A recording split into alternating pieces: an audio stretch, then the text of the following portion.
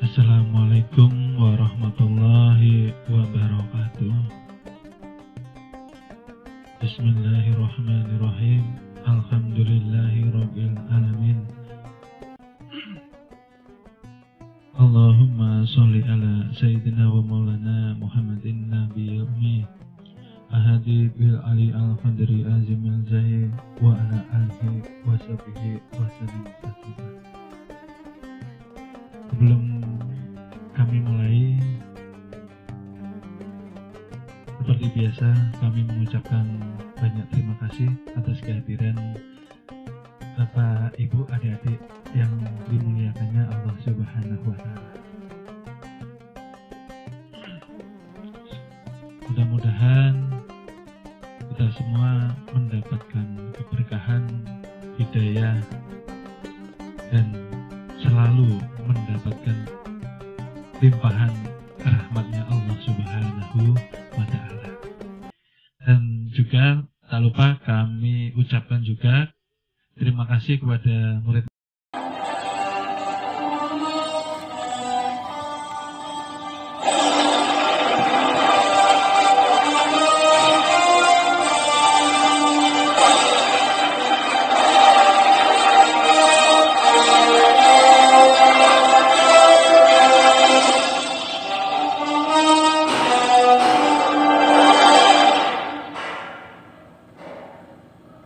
Fastabiqul khairat, harus berlomba-lomba, jangan ketinggalan.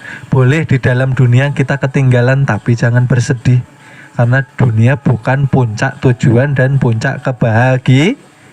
Jangan melihat dunia ini sebagai sumber kebahagiaan, nanti celaka kita, karena dunia ini seperti fata morgana. Kalau panas hari itulah, di aspal itu kelihatan seperti air, ya kah? Maka diterjang nggak ada airnya. Kelihatan dingin dari jauh, tapi ternyata panasnya luar biasa. Itulah dunia dan seisinya. Jangan engkau kejar dunia, kejarlah ridhonya Allah Ta'ala ini. Maka dunia akan mengejarmu. Kita ini terbalik-balik.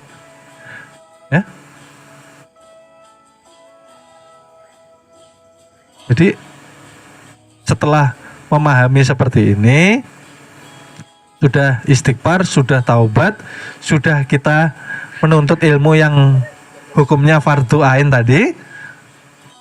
Lalu kewajiban kita mengamal, bukan hanya didengar loh, bukan untuk hafalan, tapi diterapkan gitu loh. Belajar sabar, belajar ikhlas, belajar tawakal, belajar bergantung hanya kepada Allah Subhanahu. Belajar itu menjalankan sekuatnya dan semampunya. Tapi sudah dijalani, walaupun belum full 100%, tapi kita sudah menerapkan semampu kita. Dan itu harus istiqomah gitu loh. Sabar hanya jangan diucapkan saja. Kenapa kita harus sabar? Karena pada hakikatnya yang diuji, yang dicoba itu kan sifatnya, bukan kita. Adakah kita diuji dan dicoba? Kebanyakan orang merasa sedih, susah, karena kita yang merasa mendapatkan bala. Berarti kita masih merasa berarti masih ada dua dong. Belum panak, belum bakok. Itulah sebabnya kita belum liqa'atullah, belum bertemu Allah. Diuji kah, dicoba kah? Itu kan milik Tuhan semua. Kita enggak ikut memiliki, hanya dipinjamkan untuk mengesahkan, memesrakan supaya kembali. Innalillahi wa inna ilaihi. Artinya dari Allah kembali kepada. Artinya, translate ya. Hakikatnya, kalau Tuhan berkata, yang datang tuh aku, yang pulang aku juga. Kenapa kamu repot?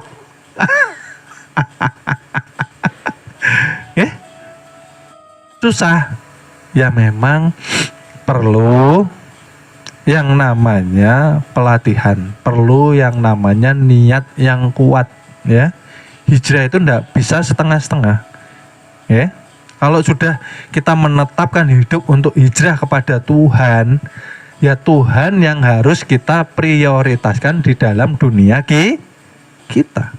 Jangan nafsu kita, jangan kesenangan kita, jangan impian kita. Cinta itu enggak bisa dibagi satu aja. Kalau dunia mustahil mencintai Tuhan. Kan rumusnya gitu aja, simpel, sederhana. Kalau cinta dunia mustahil mencintai Tuhan. Kalau cinta Tuhan, dunia mencintai kita. Loh, enaknya. Ya. Jadi malam ini kita pegang ya. Kita mulai malam ini ayo berlomba-lomba. Baca Al-Quran ayo, tadarusan ayo. Tapi pelajari. Ya, bahwa Tuhan ingin memberi pelajaran. Yang taat akan berjaya. Yang berkhianat maka akan bina. Ya kan seperti itu simpelnya Al-Quran. Mengajari cara hidup umat yang terdahulu dan yang selanjutnya. Yang terdahulu yang tidak baik selalu digulung, ditutup, diganti dengan generasi-generasi yang intinya seperti itu dah. Tuhan memberikan tuntunan, ayo ikutilah nabiku, ikutilah rasulku. Maka akan selamat dunia, selamat akhirat. Ya, datangi Tuhan, maka akan jaya. Jangan menjauhi. Ya kan?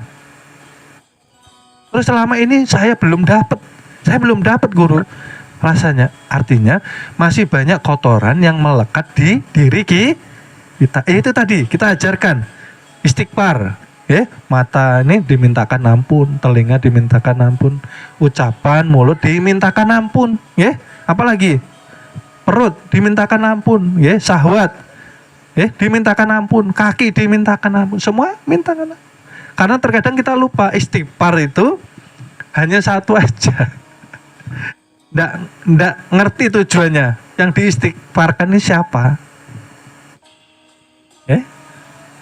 Maka banyak ini yang kemasukan dosa, kotor rigat kata orang Banjar. Kacanya tidak bisa melihat cerminan Tuhan melalui sifatnya.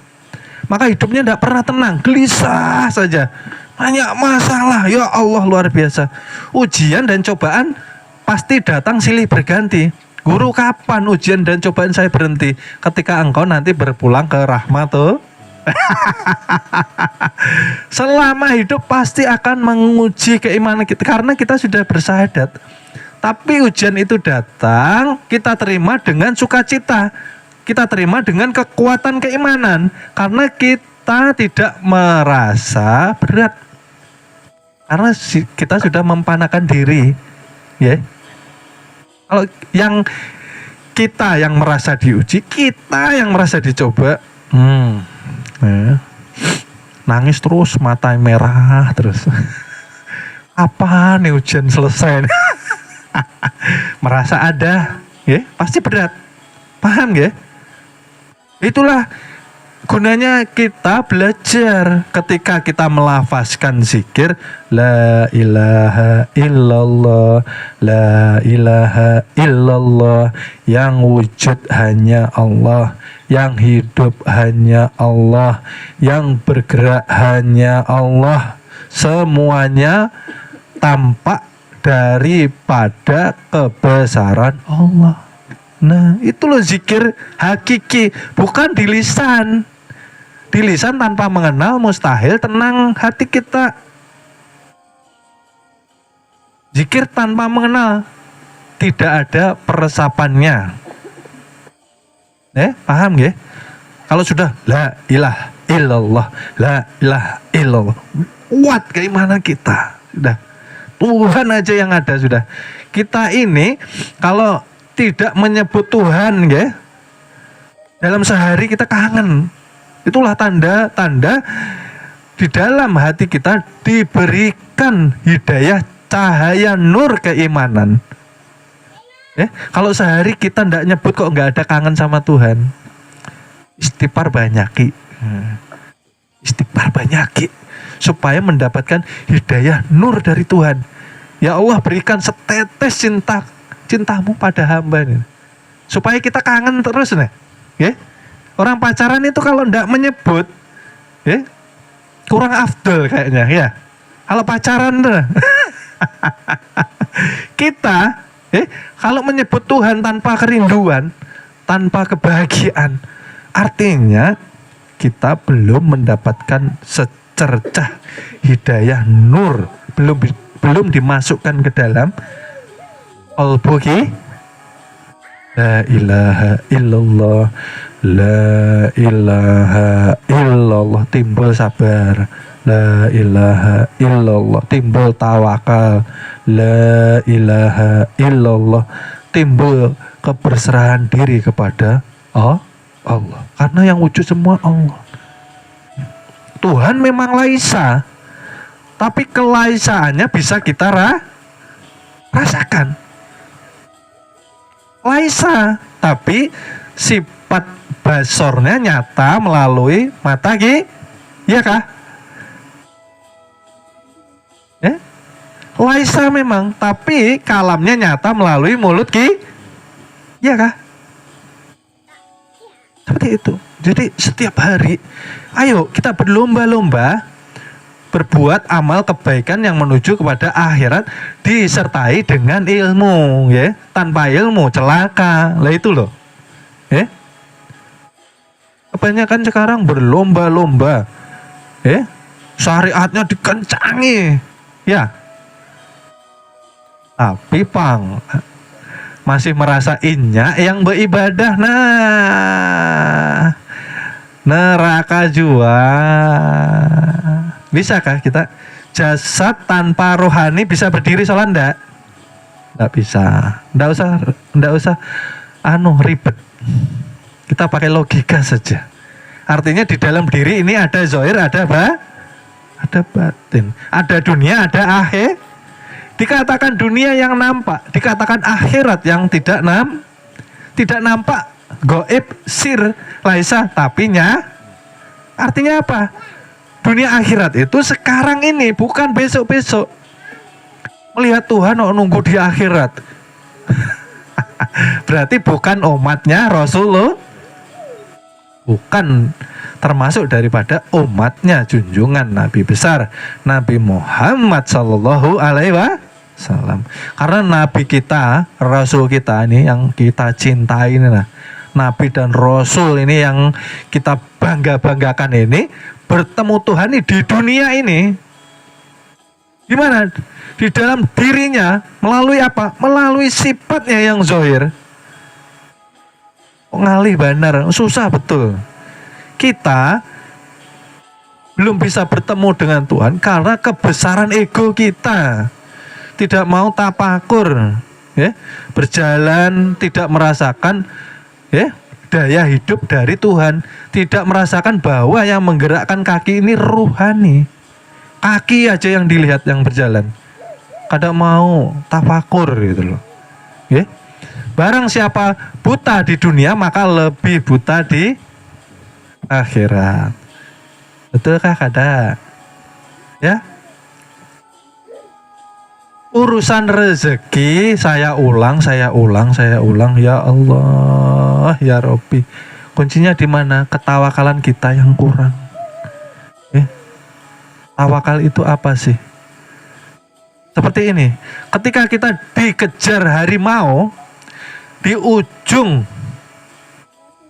tebing yang akhirnya jurang, disitulah yang dikatakan gambaran daripada tawakal. Apa yang kita perbuat? Ketika dikejar harimau nggak ada yang menolong, kita sudah di ujung tebing yang bawahnya jurang yang sangat dalam. Apa yang kita perbuat? Melawan harimau? Atau melompat? Apa jawabannya? Jawabannya ialah kita berserah diri. Dia memesrahkan diri kepada Tuhan. Karena yang mengejar itu pun perwujudan dari Nur Muhammad. Kita takut karena melihat wujudnya, bukan melihat hakikatnya. Kenapa ada takut? Artinya masih ada ego. Takut akan muncul di kehidupan kita. Kalau kita berserah diri di ujung jurang itu, harimau atau singa tidak akan menerkam kita baliknya. Itulah membuktikan cara bertawakal kita di kehidupan kita, gitu loh. Paham gak? Ada yang merasa sekarang di ujung tanduk, telur tuh di ujung, bawahnya jarum. Ini gambaran saja. Artinya kita disuruh tawakal sama Tuhan. Ikam kah ulun yang hidup, kata Tuhan. Kamu kah aku yang hidup. Nah, makanya hijrah nggak usah setengah-setengah. Ya, sifat Nabi dipakai, sidik amanah tablik ini nggak bisa ditawar gitu loh. Pengen diakui umat Nabi, ya, ngikuti tuntunan Nabi tapi nggak mau pakai sifat Nabi. Kada sampai kepada Tuhan, jujur pada diri, jujur pada manusia, jujur kepada Allah Subhanahu wa Ta'ala.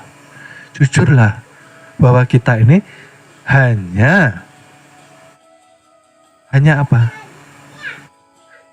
Hanya yang menyaksikan saja, bukan yang hidup. Maka lafazkan kebesaran Tuhan di dalam keseharian kita agar Tuhan nampak nih. Nah, Tuhan ini belum nampak pang karena kita belum bilah setiap hari itu. Nah, orang itu kalau sudah bilah, ya, orang kalau sudah bilah, mohon maaf, akan kami lanjut ke episode berikutnya. Terima kasih.